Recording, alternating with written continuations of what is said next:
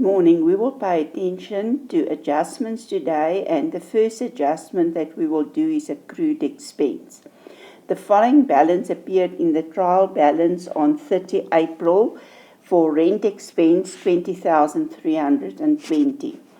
The figure that appears in the trial balance is the actual amount that was recorded during the year every time when rent was paid, the bank was credited, and the rent expense account was debited. Then rent increased with 8% on the 1st of January 2015.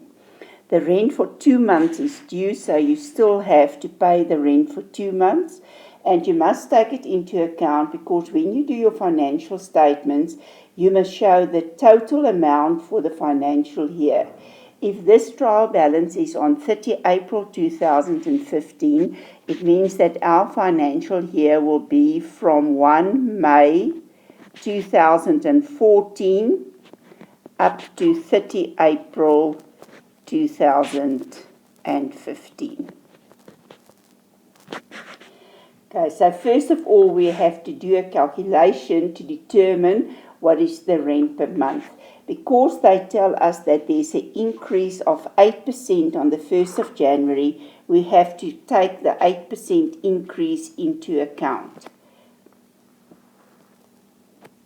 Okay, so if I look at my calculation, the financial year started on the 1st of May 2014. The rent increase was on the 1st of January.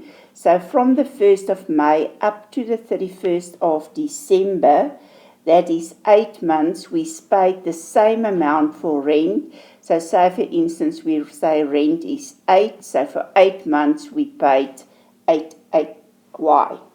Then on the 1st of January, the rent increased. We are still overdue with 2 months, so we've only paid the rent up to the 28th of February. So for 2 months, we paid the 8 amount, and we also paid for the 2 months the increase of 8%. Now, normally when we do an increase, we will show 8 over 100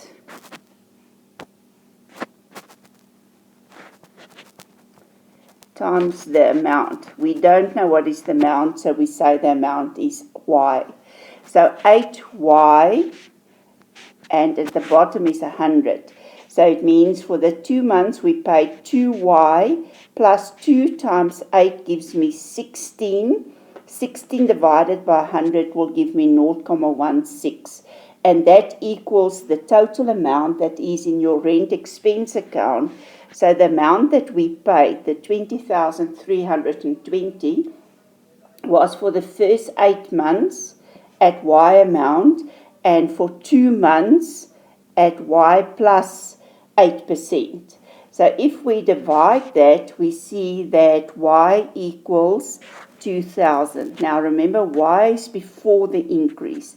So on that 2,000, there was an 8% increase that will give you 160 rand. So the rent per month is 2,160.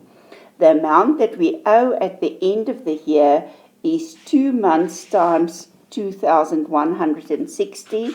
So we still have to pay 4,320. I have to adjust my expense account and show that this rent expense must increase with 4,320 so that I will have the total amount in my expense account. Rent is an expense that was not paid in a time, so it means I will credit accrued expense with 4,320. I create a liability to show that we owe this money at the end of the financial year. Then the total amount, the 20,320 plus the 4,320, if we paid everything in, there was no accrued amount, the total amount would have been 24,640. The figure that we take to our profit and loss must always equal the total amount that we have to pay for the year. So if we do this in the journal entries, we will show that we will first of all record Rent expense 4,320 to increase the rent to the total amount, and credit accrued expense to create a liability. Accrued expense liability is created at the end of the year, but it's only valid for 1 day. The first day of the next financial year, we have to do a reverse entry.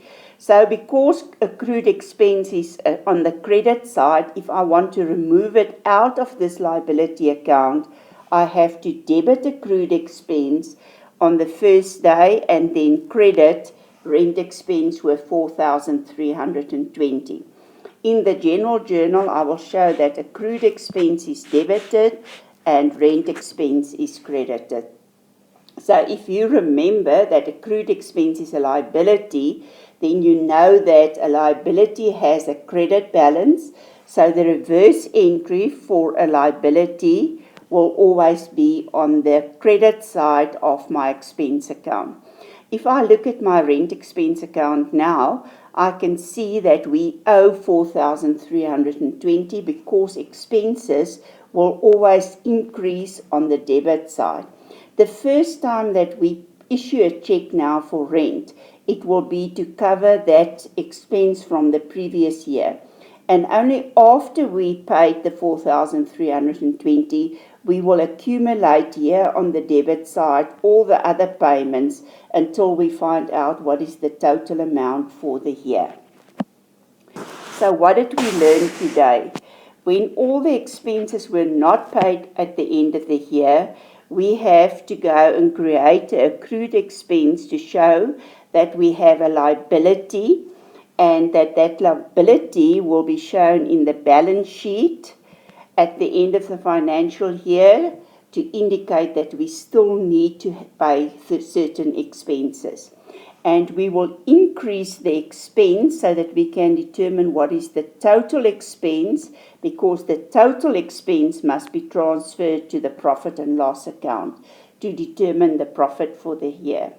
On the first day of the next financial year, you will have to reverse this adjustment because this expense will be paid later on in the year, and you have to show the first day that you still need to pay the amount, but you will reduce your debt and transfer it to the rent expense account on the credit side.